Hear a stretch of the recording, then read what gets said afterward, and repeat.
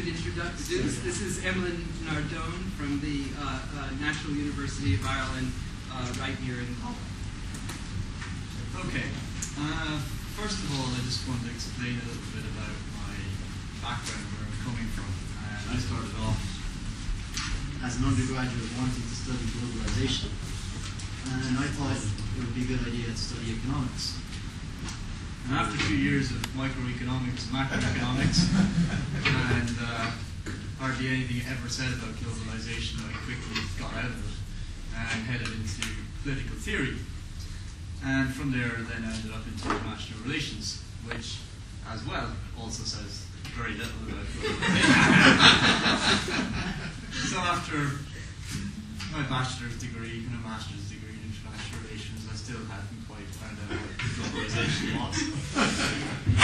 Until I kind of ran into Terry, and he introduced me to economics again. And that's how I ended up in social structure accumulation theory. Basically because it seemed to be a wide enough framework to include different kinds of analysis that all the other disciplines seem to narrow out, because they'd be so specialized into particular areas.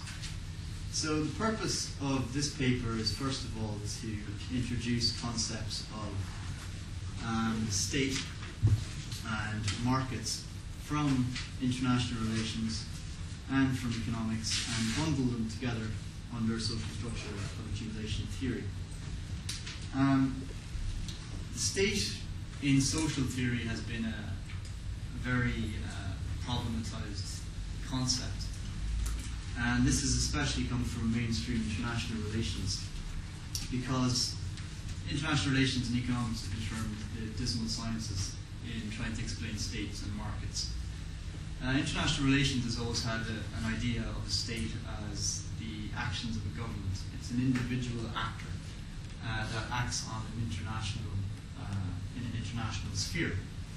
And this international sphere is seen as being an anarchical world system where states come together and it's all about power, politics, and so on. So, with economics, you also have new classical economics ideas of the market, which are very materialized as well.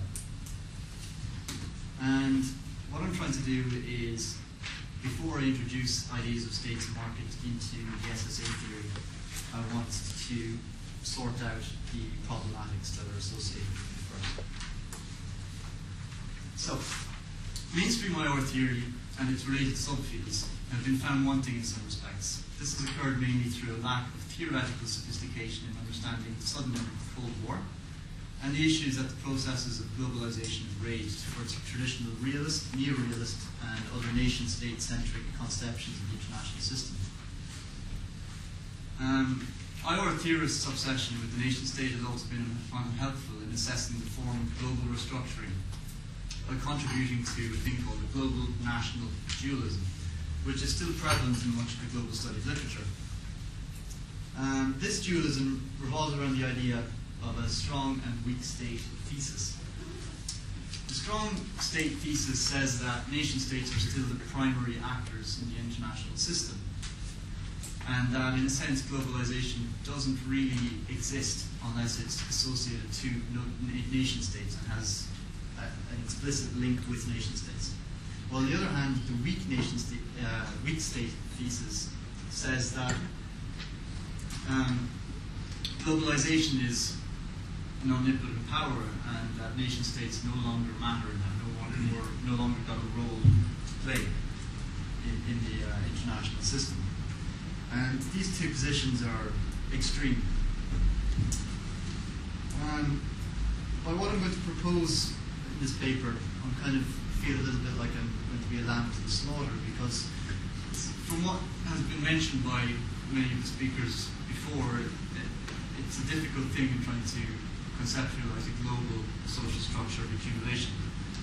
But since I'm going to do it in 20 minutes, I'm going to just obviously do it without explaining every detail of it, so I trust that you'll give me some sympathy on that aspect.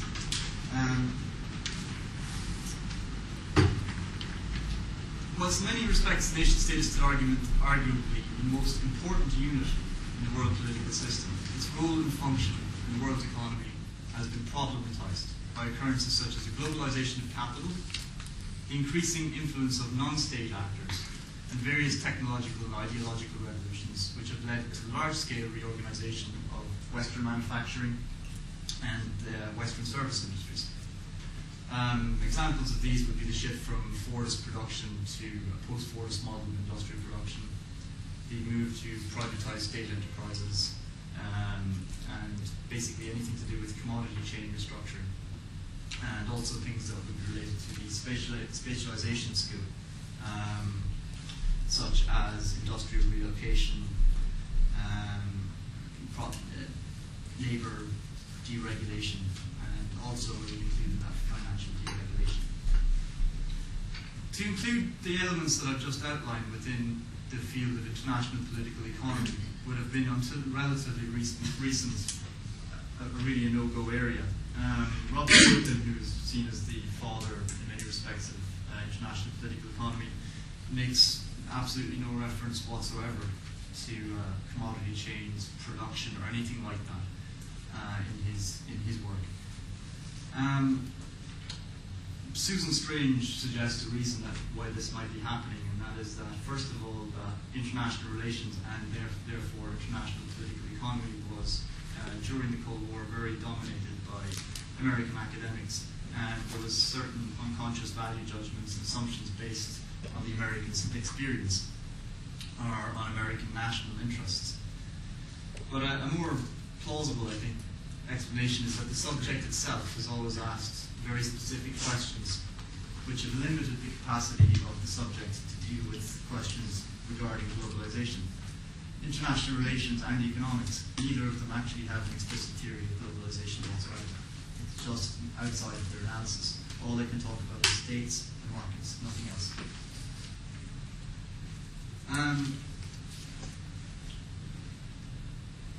The level of investigation in IOR literally takes place at the international level, so we're ignoring completely the agency of other actors that are contained within states. And mainstream IOR generally views the international system in a Hobbesian fashion. But there are other explanations for why international relations has no role for production. And this has largely been due to the fact that Marxist theories which give production a central role in their analysis have either largely been weaned out of international relations and international political economy because of various institutional biases during the Cold War, or more interestingly, Marxist theorists themselves have often disassociated themselves with international relations theory. And this has largely been because the only actor that would be included in the analysis was the nation state, which was generally seen as a capitalist, liberal, democratic nation state, whatever way you want to call it. McLean has written a paper on this, and it's called Marxism in International Relations, a Strange Case of Mutual Neglect. However, in more recent times, IPE theorists have started to include other agents other than the state in their analysis, such as the firm. And while this standard analysis has expanded its scope through the inclusion of these other actors, the mere accommodation of these elements is not sufficient in itself. As Bernard explains, changes in production, however, are not located within particular domestic political economic structures, and hence the internal-external dichotomy with classical international relations theory is preserved. Nor is attention focused on the organizational or ideational aspects of production, and how these may differ or be linked across national borders. Further to what Bernard says, it is also important to stress that because the interaction between nation-states is the prevalent mode of analysis, most theories of global governance within the subject are still balanced in the nation-state, and it therefore follows that as the nation-state changes and transforms, our conceptualization of what governance is must also adapt.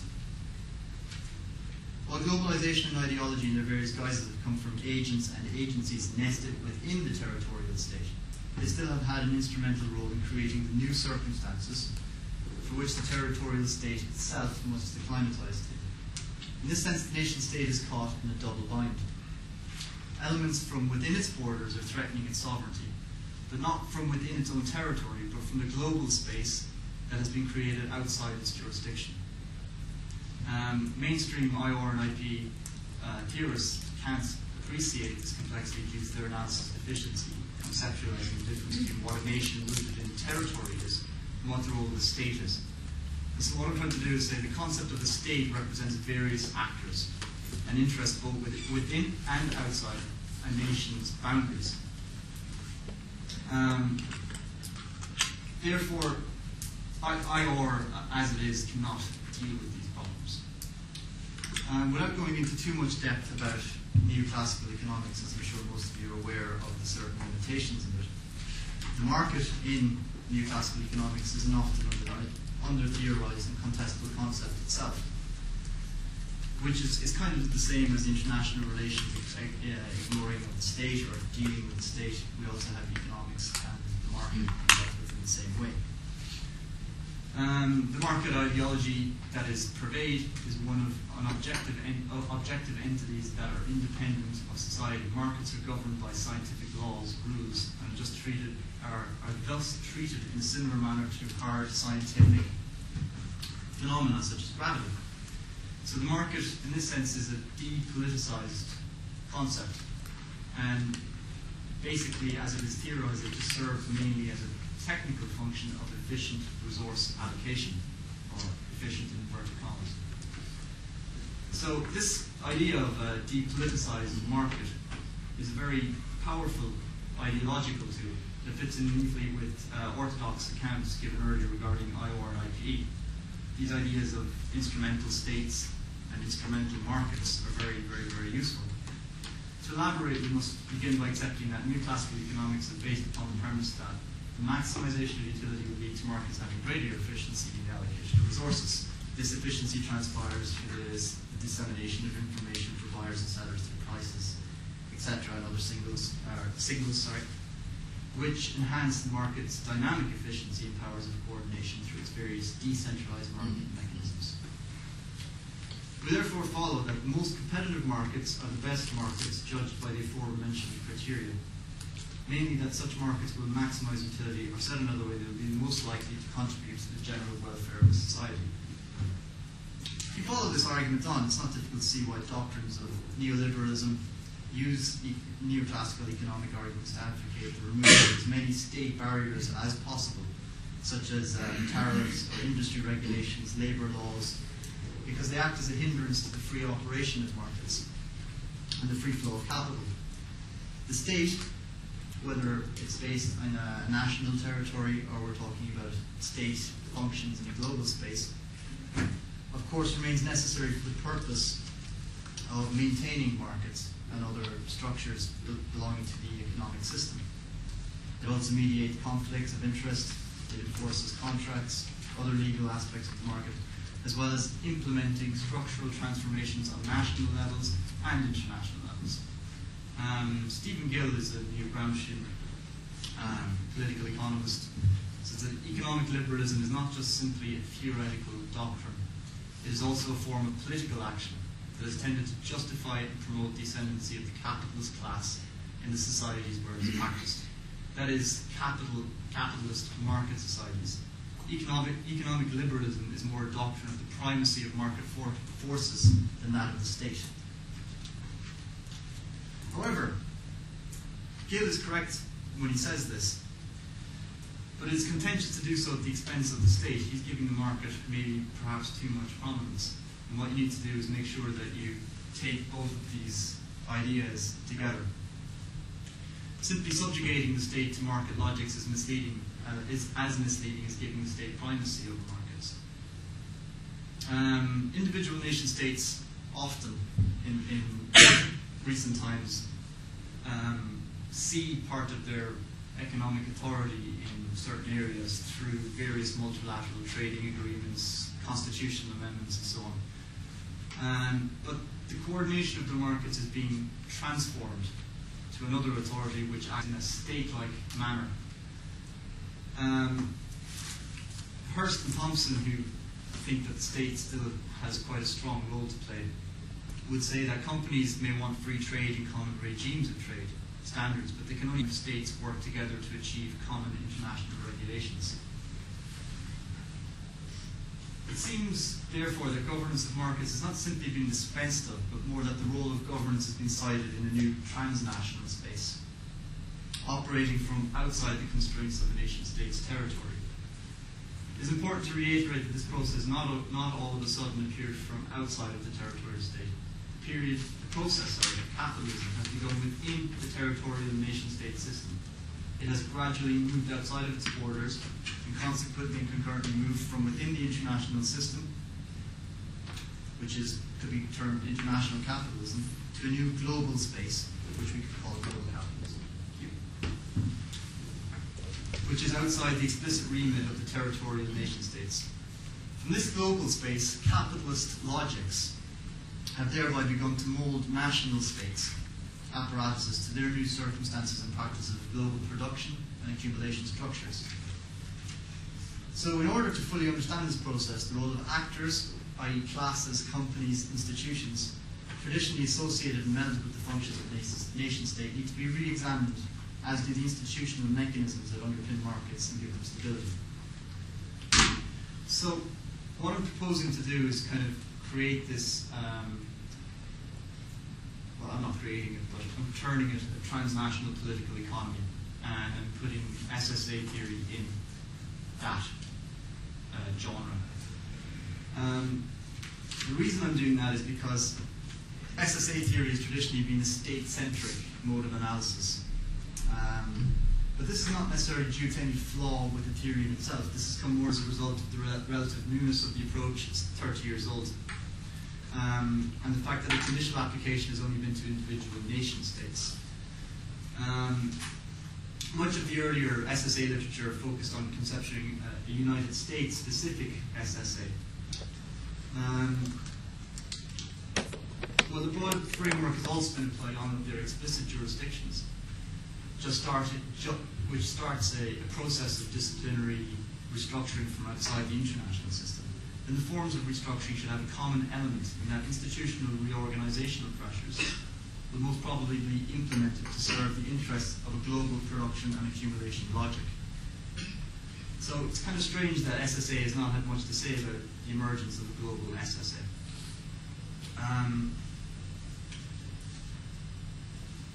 There has been some work on that aspect by Wendt, who described globalization as a new stage of capitalism, and also Terry has described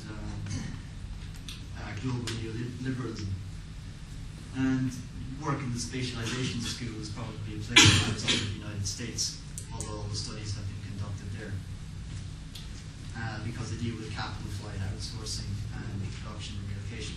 But as I'm running out of time, what I wanted to try and introduce into this whole analysis was the idea of a transnational capitalist class and the idea of a transnational hegemony, which is not state-centered.